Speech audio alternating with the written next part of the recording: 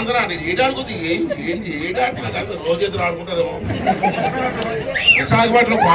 విశాఖపట్నం కొండ మీద ఏమో 430 కోట్లతో బిల్డింగ్ ఉండడానికి అంట. దేనికి 430 కోట్ల 430 కోట్ల. వీడి బెల్లానికి ఇది కలిపి అన్ని గదిలో అవసరం అన్నది బెల్లం. వీడు 2 కూతురు లండన్లో ఉన్నారు. వీళ్ళిద్దరికీ కలిసి అన్ని గదులు అవసరం. రోజుకో గదులు కాపడే చేస్తారు. ఏంటంటే పిచ్చినా కాదు తొక్కలా కాబట్టి ఏంటంటే 430 కోట్లు పెట్టి ఇల్లు కొట్టుకుంటే ఎవరన్నా అది ప్రజల సొమ్ము, ఈ సీట్ సొమ్ము కాదు. ఇలాంటి తొక్కలకు పనులు చేస్తుంటే మనకు కూడా కళ్ళు మూసి కూర్చుంటే బావి రాబోయే తరం వారు మనం క్షమించరు. అంటే మేము అందరం ఉన్నాం. నేను బ్రతుకున్నంత కాలం వెనకాడికి వేసే ప్రసక్తే లేదు. ఏం చేస్తాడు మనం న్యాయంగా ఉన్నాం. ఏం చేస్తాడండి.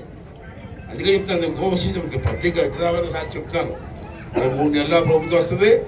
మన కుర్రవాళ్ళ మీద కానీ మన నాయకుల మీద కానీ ఎవరెవరు అటాక్ చేశారో ఆ లిస్ట్ అంతా పోలీసుల లిస్ట్ కానీ అందరి లిస్ట్ నా దగ్గర ఉంది. చంద్రబాబు నాయుడు ఊరుకుని నేను మాత్రం ఊరుకోను. చంద్రబాబు ఊరుకోండి నేను అంత అనుమానం లేదు. ఈవేళ మన ఇల్లు ఎలా పాల్గొట్టాడో ప్రతి శనివారం ఆదివారం ఒక్కొక్క ఇల్లు పాల్గొతారు. ఓకే ఎవడవుతారు అంటే మీరు భయపడవసరం. మేము ఉన్నాం బతికున్నంత కాలం మీకు అండగా ఉంటుంది. దాంట్లో అనుమానం లేదని చెప్పి ఈ సందర్భం చేస్తూ పెద్దయిన సందర్భం ఈ కార్యక్రమం మీ అందరూ వచ్చి మాట్లాడే అవకాశం రావడం ఇది కాదు ఇష్టం. మీ ఫోన్ ఓపెన్ చేసేది ఫోన్ చదవరా ఇంట్లో వెళ్ళండి. దేంట్లోకి గూగుల్లోకి వెళ్ళండి. గూగుల్లో కొట్టండి 420 సీఎం అడుగు చూడవా. 420 సీఎం అని అడిగితే గూగుల్ అడిగితే జగన్మోహన్ రెడ్డి పేరు వచ్చింది.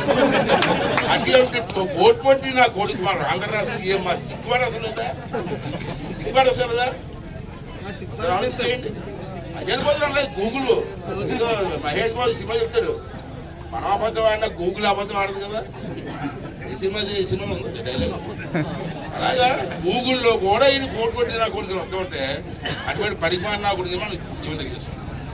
పరిపాలన ఎలాగుంటుంది మరి పైగా ఉంటుంది పరిపాలన. అంటే అది కూడా బాగా ఆలోచించేసి రేపు సరైన నిర్ణయం తీసుకోవాల్సిన అవసరం ఉంది. అలా ఉంటాం మనం. రాజకీయంగా ఎంతమంది ఉంటారండి. గవర్నమెంట్ పనిచేసిన సీఎం అంత ఇప్పుడు ఉన్నారా? మనం మాత్రం ఉంటామా? ఉన్నప్పుడు ఎన్టీ రామారావు గారి కూడా మర్చిపోలేదు మనం. అది చేసే కార్యక్రమాల గురించి.